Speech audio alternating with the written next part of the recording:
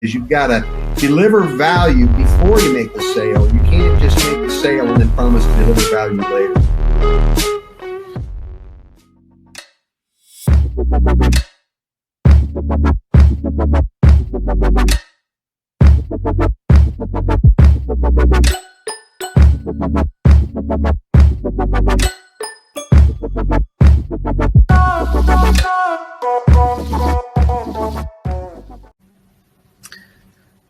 Hello, everybody. Welcome to the show. I'm very excited today. I have a very important guest today. He's a global best-selling author and business speaker, motivational speaker. He's written amazing books like The Fred Factor, and I know you all love him as I do.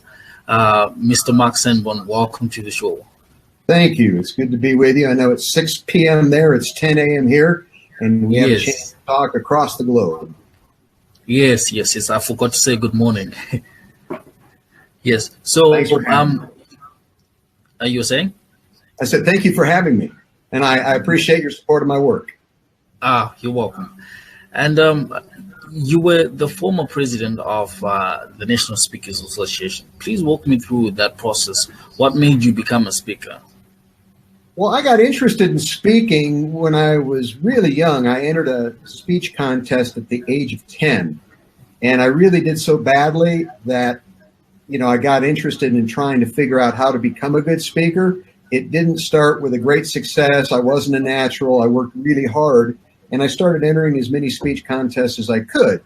And over the years, I developed the skills of speaking, worked my way through college, doing after-dinner speeches, and then spent about 7 years in sales and marketing so that I would have at least some business experience before I started working with my own clients. And then I launched my business at the age of 27, and this is my 32nd year as a full-time professional speaker, author, and advisor to leaders. Wow, that's really impressive. You are one of the top leaders, top speakers on leadership in the world.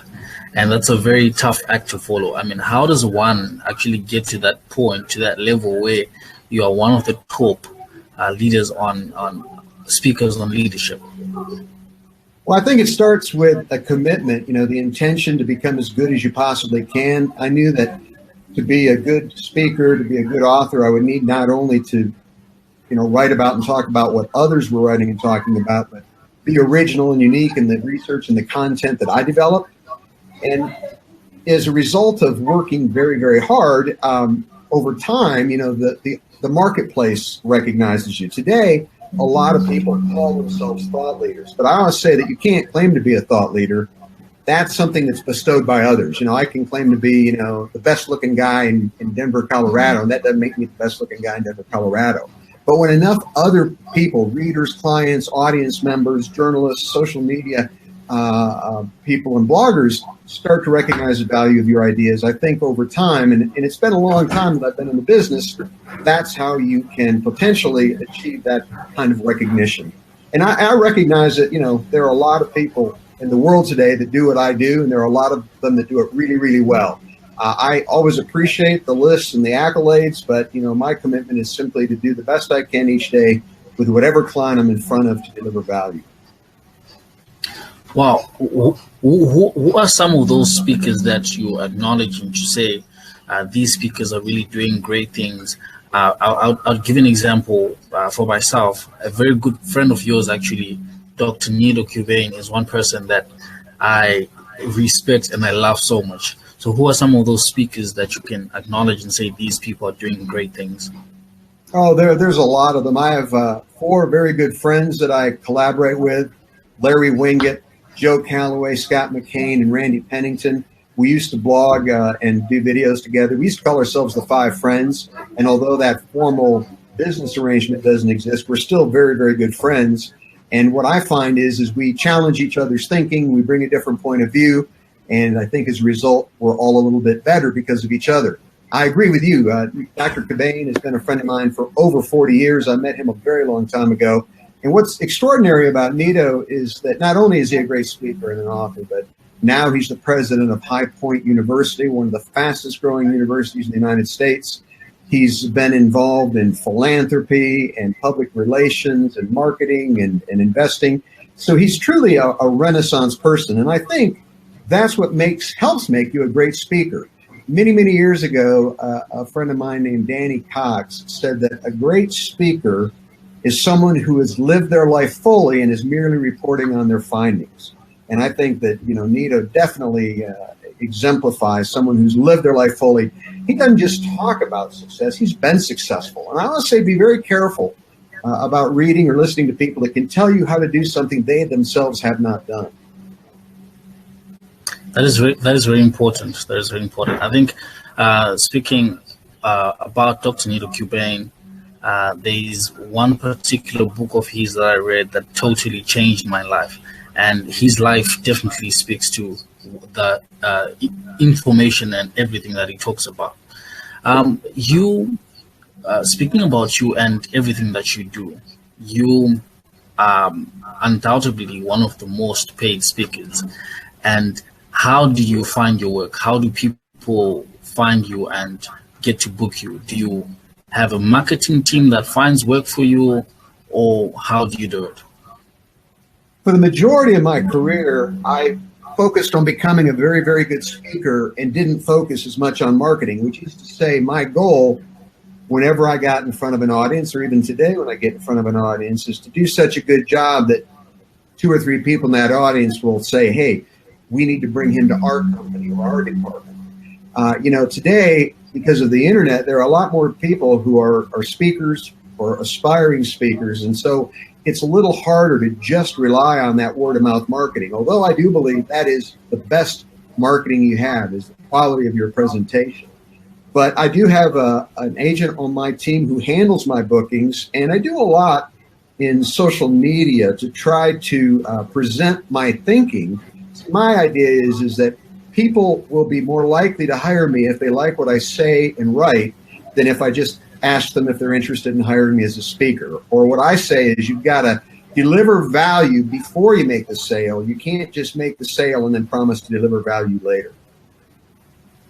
Oh, that's very important because most people focus on making the sales when they don't really have that strong, value that they give out. They focus on just making the sales or getting bookings, but they haven't really developed themselves, which is something that is very important. I think it's important to do both, by the way. I don't mean to interrupt, but I think it's important to be really good at what you do and to be an excellent marketer. That's the ideal. But if you had to pick one over the other, I'd say make sure you have a quality product or service first, because if you don't and you do get people to buy it and they're disappointed, then that word of mouth works against you. That is very true. That is very true. In internal reality and external perceptions, working on yourself and also working on the outside perception. What are some of the things that we can expect from you, sir? I mean, you keep on doing great things, book after another. You keep on releasing amazing books. What are some of the things that are in the pipeline that we can be expecting in the near future? Well, I'm working on another book. I try to write a book about every 2 years. I wait until I come up with a topic and a theme that I think is going to be of interest to potential buyers that will be helpful.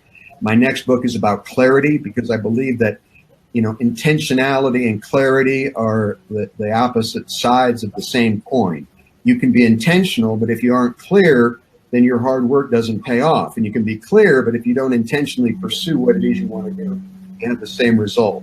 So I'm going to be talking about the importance of how to design and develop a culture in your organization rather than just get a culture by default. And I'm going to share some new ideas on how I think the marketplace has changed, what people buy, and also why now motivation is important, but maybe motivation isn't enough, and what's even more powerful than motivation in the workplace today. So that's what I'm focused on now.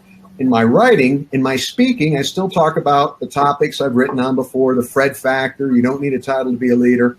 But I'm talking a lot about my latest book, which is the potential principle, how to narrow the gap between how good you are and how good you can be. And I do that presentation quite frequently, because that's a topic that clients are very interested in. And that is, how do we become the best at what we do, but then continue to get better? And how do we How do you become the best? Well, you've got to read the book. The book talks less about how to become the best because, a lot of people that I work with already are. They've put in the work and the originality and the creativity. But what I talk about is how to make improvement a continual process. When we researched the book, we found that somewhere in the neighborhood of 58 to 60% of people said they had a commitment to get better, but only 30% had a plan. So I know that people want to get better, and I know they have a commitment to get better, but if you don't have a plan, that's just wishful thinking. So in the book, I talk about 4 key areas where you need to get better, and then I talk about 4 tools that you can use to do that. And it applies to wherever you live in the world, whatever job you have, whatever position you're in, the process applies to everyone. How you apply the process is then going to be unique to the reader. And how do we get the book? Where do we get it? Well, I think, online is probably the easiest way. If people want to see more about the book, they can go to potentialprinciple.com, potentialprinciple.com. I don't know what our distribution is in all parts of the world. I know here in the U.S. it's very easy to order the book online or at bookstores. Where you're from and where other listeners are from, I would say check with your local bookseller and check online and see if it's available. Yeah. And just a quick question. Do you know when you're writing a bestseller? Did you know when you're writing the Fred Factor that this is going to be a bestseller?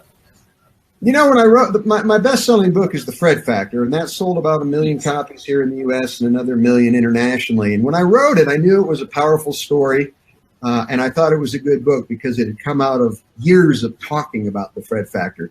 But you never know what's going to be a bestseller. And I was pleasantly surprised that book was. I'm very grateful for that. And I think the reason it is successful is because it's about an ordinary person like we all are who has chosen to do an extraordinary job. Now, every time I write a book, I'm writing a book to the best of my ability. I hope that it becomes a successful book. I don't want to write books that no one buys or reads. But I can't say that because I'm a realist and because I know how few books really become bestsellers, I just do everything I can to stack the odds in my favor, and then I leave it up to the marketplace. No, that's very important. Because of you and a few other people that I look up to, I took a leap of faith about 2 years ago or a year ago, and actually published my first book, which did very well and in 4 different countries.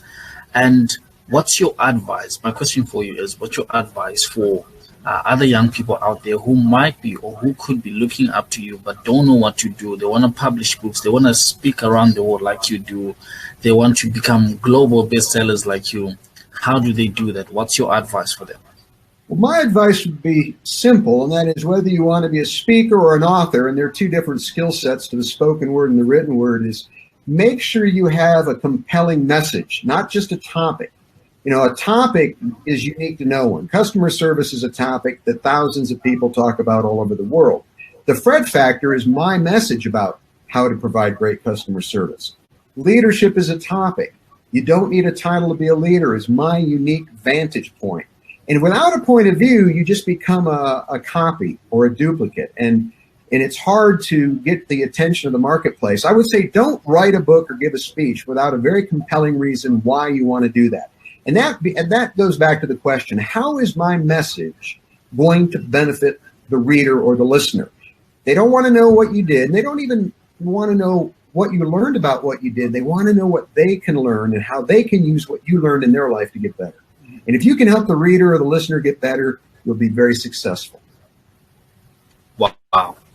There you have it, $1 million advice from the great Mr. Mark Sanborn. Thank you very much for agreeing to do this interview with me. I really have learned a lot from you. I really appreciate you accepting to do the interview.